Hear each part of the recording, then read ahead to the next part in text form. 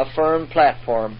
I saw a company who stood well guarded and firm, and would give no countenance to those who would unsettle the established faith of the body.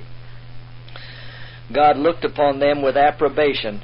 I was shown 3 steps, 1, 2, and 3, the first, second, and third angels' messages. Said the angel, "Woe to him who shall move a block or stir a pin in these messages." The true understanding of these messages is of vital importance. The destiny of souls hangs upon the manner in which they are received. I was again brought down through these messages and saw how dearly the people of God had purchased their experience.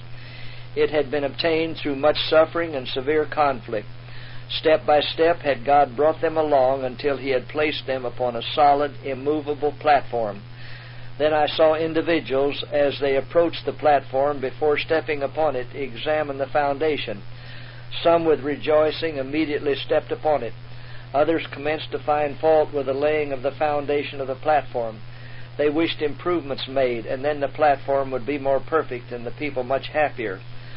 Some stepped off the platform and examined it, then found fault with it, declaring it to be laid wrong. I saw that nearly all stood firm upon the platform and exhorted others who had stepped off to cease their complaints, for God was the master builder and they were fighting against Him. They recounted the wonderful work of God which had led them to the firm platform, and in union nearly all raised their voices to heaven and with a loud voice glorified God.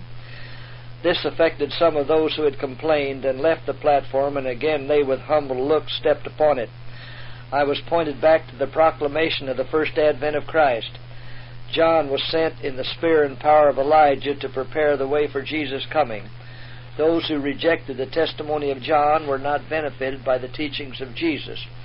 Their opposition to the proclamation of His first advent placed them where they could not readily receive the strongest evidence of His being the Messiah. Satan led on those who rejected the message of John to go still further, to reject Jesus and crucify Him. In doing this, they placed themselves where they could not receive the blessing on the day of Pentecost, which would have taught them the way into the heavenly sanctuary. The rending of the veil of the temple showed that the Jewish sacrifices and ordinances would no longer be received. The great sacrifice had been offered and had been accepted, and the Holy Spirit, which descended on the day of Pentecost, carried the minds of the disciples from the earthly sanctuary to the heavenly, where Jesus had entered by His own blood and shed upon His disciples the benefits of His atonement. The Jews were left in complete deception and total darkness. They lost all the light they might have had upon the plan of salvation, and still trusted in their useless sacrifices and offerings. They could not be benefited by the mediation of Christ in the holy place. The heavenly sanctuary had taken the place of the earthly, yet they had no knowledge of the way to the heavenly. Many look with horror at the course the Jews pursued toward Jesus in rejecting and crucifying Him, and as they read the history of His shameful abuse, they think they love Christ and would not have denied Him like Peter or crucified Him like the Jews. But God, who has witnessed their professed sympathy for His Son, has proved them and has brought to the test that love which they professed for Jesus. All heaven watched with the deepest interest the reception of the message. But many who profess to love Jesus and who shed tears as they read the story of the cross, instead of receiving the message with gladness, are stirred with anger and deride the good news of Jesus' coming and declare it to be delusion. They would not fellowship those who loved His appearing, but hated them and shut them out of the churches.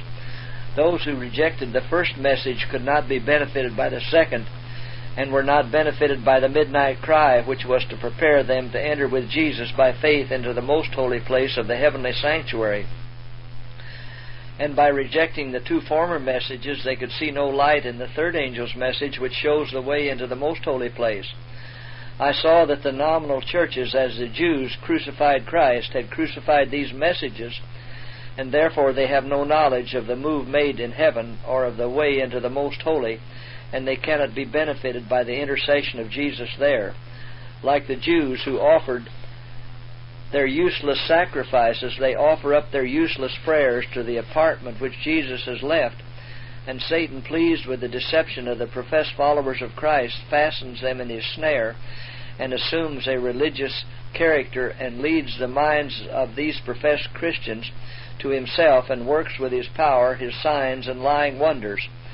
Some he deceives in one way and some in another.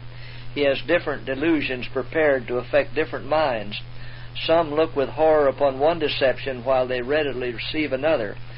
Satan deceives some with spiritualism.